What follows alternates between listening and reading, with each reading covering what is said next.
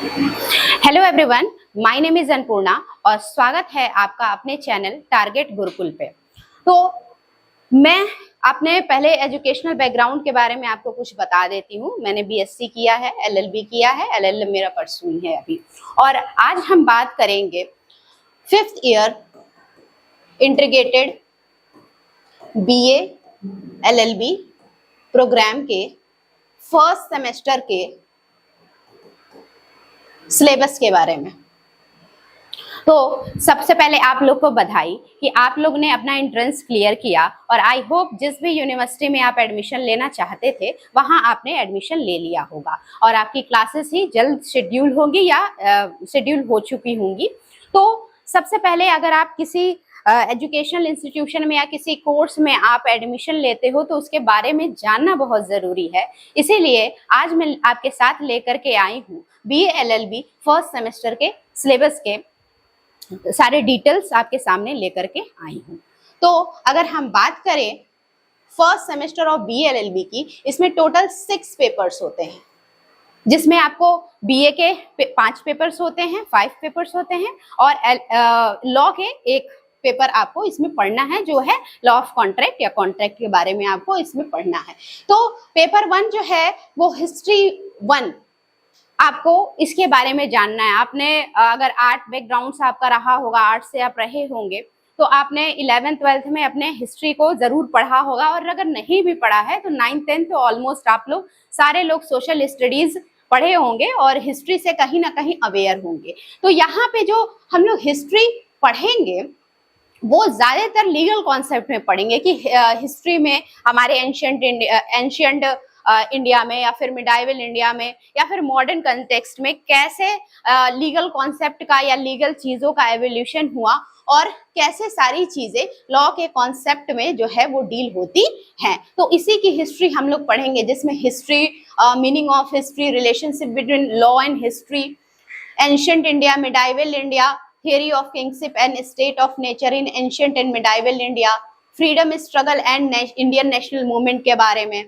Society and economy के बारे में, legal system and institution ancient and medieval India, जिसके सोर्सेस आपको बताए जाएंगे वैदिक से क्या क्या मिला, judicial system in ancient India कैसा था, मिडाइवल इंडिया कैसा था। जैसा कि आप जानते हैं कि जो सुप्रीम कोर्ट्स है वो सबसे पहले ब्रिटिशर्स के द्वारा एस्टैब्लिश किया गया रेगुलेटिंग एक्ट 1973 के द्वारा, जो कि कोलकाता में एस्टैब्लिश किया गया था। तो वो ये तो हो गई जो ब्रिटिशर्स ने लाया, वहां से हमारी जुडिशरी कैसे स्टार्ट हुई इसके बारे में आप अब शायद जानते हो या फिर नहीं भी जानते हो तो आज अवेयर हो गए होंगे। लेकिन इसके पहले हमारी कैसे जुडिशियल सिस्टम चलती थी, ऐसा तो नहीं है कि पहले राजा महाराजा के समय में या एंशियंट या मिडाइवल पीरियड में कुछ जुडिशरी नाम की कोई चीज ही नहीं होती थी या फिर न्याय होता ही नहीं था। आप लोग ने बहुत सारी मूवी देखी होगी, आई होप बाहुबली देखी होगी, तो उसमें राजा होता है जो प्रजा के लिए काम करता है और जो भी उसका रूल्स का, नियम का उल्लंघन करता है उसको उसके लिए सजा मिलती है और बहुत सारे अधिकारी भी इसके लिए अपॉइंट किए जाते थे। उसी कॉन्टेक्स्ट में आपको ये सारी हिस्ट्री के बारे में पढ़ना है। इसकी कुछ इंपॉर्टेंट बुक भी है, लेकिन मैं आपको सजेस्ट करूंगी बुक एसआर मैनी की, जो आप परचेस कर सकते हो। ये इंग्लिश मीडियम में आती है और ये आपको काफी 90 to 95% आपका सिलेबस इसमें कवर हो जाता है और बेटर अंडरस्टैंडिंग के साथ। अब नेक्स्ट पेपर की हम बात करें अगर, तो पेपर 2 जो है वो है पॉलिटिकल साइंस 1। पॉलिटिकल साइंस में आप इंट्रोडक्शन एंड थियरीज पढ़ेंगे, जिसमें इंट्रोडक्शन आप पढ़ेंगे व्हाट इज पॉलिटिकल साइंस, उसका डेफिनेशन, एम्स एंड स्कोप के बारे में। नेक्स्ट आप बात करेंगे रिलेशनशिप बिटवीन पॉलिटिकल, एक मिनट,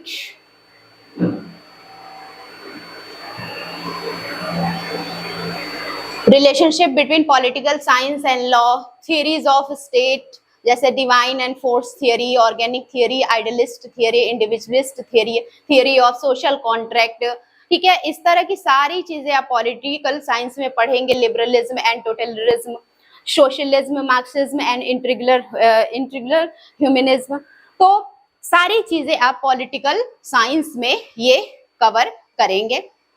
और इसके लिए भी अगेन जो बुक है वो बुक मैं सजेस्ट करना चाहूंगी SR मैनी की, जो आपके जो भी नियर शॉप्स होंगे जहां पे ऐसी बुक्स मिलती होगी वहां आपको जरूर मिल जाएगी और आपको एक बार जरूर इसको देखना चाहिए।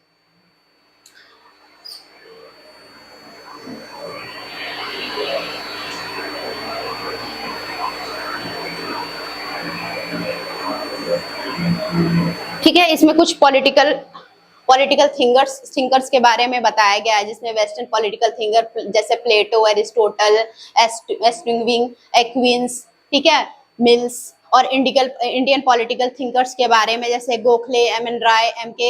महात्मा गांधी, B.R. अम्बेडकर, राम मनोहर लोहिया, पंडित दीन दयाल उपाध्याय, ये सब सारे पॉलिटिकल थिंकर्स के बारे में भी आपको कुछ ना कुछ जरूर इसमें पढ़ना पड़ेगा। यहाँ पे कुछ टेक्स्ट बुक आपको प्रोवाइड कर गई है, लेकिन अगेन मैंने जो SR मैनी की जो किताब बताई है वो आपको हेल्पफुल रहेगी। अब बात करते हैं पेपर 3 की। पेपर 3 आपका सोशियोलॉजी फर्स्ट है, जिसमें वही again introduction, contribution of eminent socialist के बारे में दिया गया है। नेक्स्ट, बेसिक कॉन्सेप्ट, एक second, basic concept of society वगैरह के बारे में आपको यूनिट्स के रूप में अलग अलग चीजें आपको पढ़नी है सोशियोलॉजी की। फिर उसके बाद आपका आ जाता है पेपर 4। पेपर 4 इकोनॉमिक्स फर्स्ट के बारे में बात करता है, माइक्रो इकोनॉमिक्स एनालिसिस वगैरह। आई होप अगर कोई आर्ट बैकग्राउंड का है जिसने इकोनॉमिक्स अपना सब्जेक्ट रखा होगा, या फिर बीकॉम का होगा, सॉरी बीकॉम कह रहे हैं, कॉमर्स बैकग्राउंड का होगा, वो जरूर इस सब्जेक्ट से अवेयर होगा कहीं ना कहीं। तो अगेन इसमें भी आपको सारी चीजें, definition, methodology, scope of economics, form of economic analysis, basic concept and principles, economic organization, इन सब सारी चीजों के बारे में आपको पढ़ना होगा। डिमांड एंड सप्लाई के बारे में आपको पढ़ना होगा। Production analysis, cost and market structure, theory of determination of factor prices, rent, interest, wages and profit. और यहाँ भी अगेन आपको सारी बुकें बता दी गई हैं, लेकिन अगेन SR मैनी की किताब ही मैं आपको बताऊंगी, यहाँ पे प्रेफर करूंगी। अब आती है नेक्स्ट पेपर की बात। नेक्स्ट पेपर जो मेरा सब्जेक्ट है लॉ, जिसमें मैं आपकी हेल्प करूंगी, आपकी law mentor. Law of contract first. Law of contract first क्यों लिखा हुआ है? क्योंकि लॉ अपने आप में लॉ ऑफ कॉन्ट्रैक्ट अपने आप में एक बड़ा सब्जेक्ट है, जिसको 2 पार्ट्स में डिवाइड करके आपके सिलेबस में डाला गया होगा। तो पहला जो पार्ट है वो आपको यहाँ पे पढ़ना होगा। तो जैसा कि आप लोग ने कॉन्ट्रैक्ट के बारे में हर जगह सुना होगा कि कॉन्ट्रैक्ट क्या होता है, कॉन्ट्रैक्ट के कॉन्सिक्वेंसेस क्या होते हैं अगर हम उसको तोड़ते हैं, तो कॉन्ट्रैक्ट करने के लिए क्या सारी चीजें चाहिए, कौन एलिजिबल है कॉन्ट्रैक्ट करने के लिए, क्या क्या रिक्वायरमेंट्स है, ये सारी चीजें आपको ये पेपर पढ़ के पता चल जाएगा। और डे टू डे लाइफ में जो भी आप करते हो, चाहे वो किसी शॉप वाले से आप सामान खरीदते हो, परचेस करते हो, या फिर ऑनलाइन आप शॉपिंग करते हो, ई कॉन्ट्रैक्ट करते हो, ये सारी चीजों से आप अवेयर होगे इसमें, इस पेपर में। तो अगर बात करें इसके सिलेबस के बारे में, तो पहला यूनिट फर्स्ट है, जिसमें फॉर्मेशन ऑफ कॉन्ट्रैक्ट, तो कॉन्ट्रैक्ट कैसे बनता है।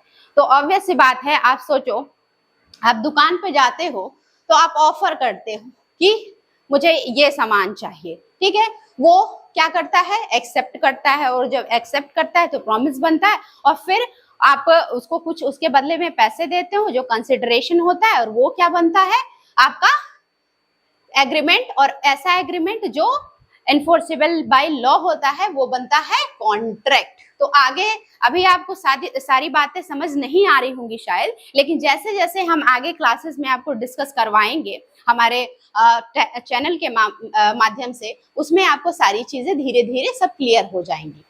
ऑफर प्रपोजल पढ़ना है, definition, communication, revocation, general specific offer, invitation to treat, acceptance, उसका डेफिनेशन, कम्युनिकेशन, रेवोकेशन। फिर यूनिट 2 जो बात करता है कंसिडरेशन एंड कैपेसिटी की। ऑब्वियस सी बात है, जब आप किसी को कुछ देते हो या जब आप किसी से कुछ खरीदते हो तो उसके बदले में आपको कुछ देना पड़ता हो, चाहे आपको वो पैसे देने पड़े, चाहे वो आपको सर्विस देनी पड़े या किसी और फॉर्म में आपको कंसीडरेशन तो उसको देना ही पड़ता है। तो ये सारी बातें हम लोग इसमें करेंगे। Capacity to enter into contract, again जो मैंने बात किया कि कौन कौन लोग जो है वो कॉन्ट्रैक्ट कर सकते हैं, क्या आप कॉन्ट्रैक्ट कर सकते हैं, क्या मैं कॉन्ट्रैक्ट कर सकती हूँ, तो ये सारी बातें आप जानेंगे इसमें। तो इसमें माइनर्स की पोजीशन क्या है, nature effect of minors agreement क्या है, ये सारी चीजें आप यूनिट 2 में जो है वो कवर करेंगे। अब बात आती है validity, discharge and performance of contract की। तो जो कॉन्ट्रैक्ट होता है वो कैसा होना चाहिए भाई, कोई आपके सर पे बंदूक लगा के आपसे कॉन्ट्रैक्ट तो करवा नहीं सकता, और करवा भी लेगा तो वो वैलिड नहीं होगा। तो इसीलिए फ्री कंसेंट की इसमें बात की गई है कि कॉन्ट्रैक्ट में ये एलिमेंट होना चाहिए कि वो फ्री कंसेंट का हो, कोहर्सन ना हो, कोई अंडर इन्फ्लुएंस ना हो, मिस रिप्रेजेंटेशन नहीं हो, फ्रॉड नहीं हो, मिस्टेक नहीं हो। अगर ये सारी चीजें होंगी तो कहीं ना कहीं जो कॉन्ट्रैक्ट है आपका वो वैलिड नहीं होगा। अनलॉफुल कंसिडरेशन क्या होता है, वॉइड क्या होता है, वॉइडेबल क्या होता है, वैलिड क्या होता है, इलीगल क्या होता है, अनलॉफुल क्या होता है, अनसर्टेन एग्रीमेंट क्या होता है, ये सारी चीजें आपको मेरे द्वारा इसी चैनल पे इसी चैनल के माध्यम से आपको प्रोवाइड की जाएगी। अब बात करते हैं डिस्चार्ज ऑफ कॉन्ट्रैक्ट, कैसे डिस्चार्ज जो है वो कॉन्ट्रैक्ट जो है वो खत्म होता है, परफॉर्मेंस के बारे में बात करेंगे। अब नेक्स्ट हाँ, फिर इसमें हम लोग time and place of performance की, आपने जो कॉन्ट्रैक्ट किया उसका परफॉर्मेंस किस टाइम पे होगा, किस प्लेस पे होगा, इम्पॉसिबिलिटी क्या होगी, फ्रस्ट्रेट कैसे होगा कॉन्ट्रैक्ट, फिर ब्रीच क्या होगा, कैसे आप तोड़ते हो, ठीक है, कॉन्ट्रैक्ट के लिए, उसके लिए आपको क्या क्या कॉन्सिक्वेंस देखने होंगे, ये सारी चीजें। फिर यूनिट 4 में हम पढ़ेंगे रेमेडीज एंड क्वाजाई कॉन्ट्रैक्ट, ठीक है।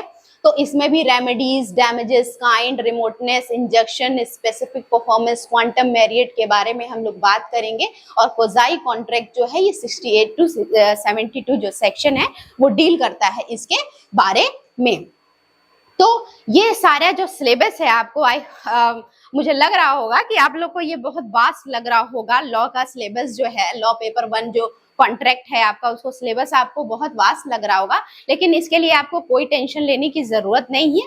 मैं एज अ मेंटर आपको हमेशा गाइड करने के लिए तैयार हूँ, टारगेट गुरुकुल चैनल के माध्यम से।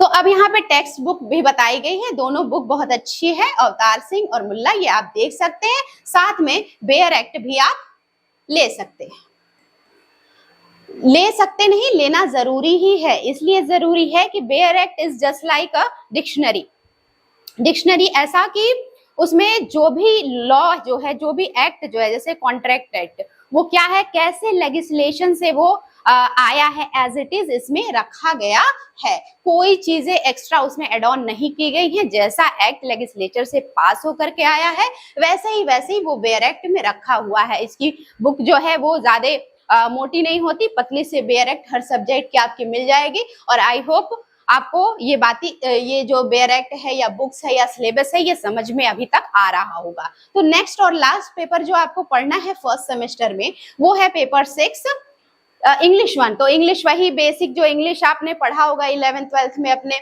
Basic of English, parts of speech, word classes, grammatical categories and uses. Unit 2 में structure of word group, phrase, sentence, clause, subordination, coordination, expansion, transformation, concord, ये सब सारी चीजें। यूनिट 3 में use of preposition, articles, adverb, phrasal verb, common और reading comprehension. तो ये सब चीज, ये जितने भी इंग्लिश के हैं, आई होप इंग्लिश का सिलेबस आपको पहले कभी आपने गो थ्रू किया होगा, ये जानते जरूर होंगे। तो आपको मेरे द्वारा जो है वो हेल्प की जाएगी आपके BA LLB प्रोग्राम में 2 सब्जेक्ट में। एक पहला है लॉ के सब्जेक्ट्स में, लॉ सब्जेक्ट्स में, और दूसरी जो है वो पॉलिटिकल साइंस में। ये मेरे द्वारा टारगेट गुरुकुल ऐप पे ये 2 सब्जेक्ट जो है कि क्लासेस आपको प्रोवाइड की जाएगी और इससे रिलेटेड जो भी क्वेरीज है वो आप मुझसे पूछ सकते हो, या फिर किसी मैसेज के माध्यम से, या फिर टारगेट गुरुकुल का हेल्प लेकर के। ओके, अब अगर हम बात करें, ठीक है, अभी तक तो हम लोग ने बात कर लिया कि सिलेबस क्या है। सिलेबस आई होप कि आपको सही से समझ में आया हो।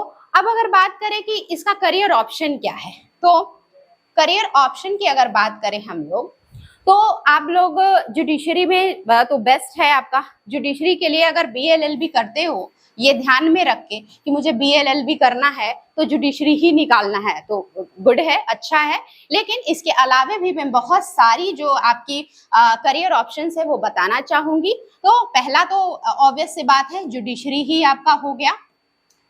नेक्स्ट एडवोकेसी हो गया आपका। नेक्स्ट जो है लीगल एडवाइजर, ये किसी भी आप फर्म में भी कर सकते हो काम, बैंक में भी काम कर सकते हो, या फिर किसी कंपनीज में भी आप लीगल एडवाइजर का काम कर सकते हो। नेक्स्ट है आप लॉ रिसर्चर बन सकते हो, प्रोफेसर बन सकते हो, और भी बहुत सारी ऐसी करियर अपॉर्चुनिटीज है जो अभी भी इमर्ज हो रही है लॉ के फील्ड में, और अभी भी बहुत सारे करियर ऑप्शंस आपके लिए खुल के आने वाले हैं। तो यहाँ मैं अपना कुछ एक्सपीरियंस, जब मैं LLB कर रही थी उस समय मुझे क्या क्या परेशानियां आई थी उसके बारे में मैं डिस्कस करना चाहूंगी। तो सबसे पहले तो बेयर एक्ट क्या होता है ये तो पता ही नहीं होता किसी को, इसको कैसे पढ़ना है, इस सबसे जो मुश्किल टास्क है यही सारी चीजें हैं। तो इसके लिए आपको कभी कहीं नहीं घबराना है, या फिर कोई भी हेल्प या मदद की जरूरत हो तो वो आप हमारे साथ अपना प्रॉब्लम्स या डाउट शेयर कर सकते हैं। इसके लिए टारगेट गुरुकुल की ऐप और खुद मैं आपके साथ रहूंगी। इसी के साथ मैं आज का ये वीडियो यहीं पे एंड करना चाहूंगी। Thank you.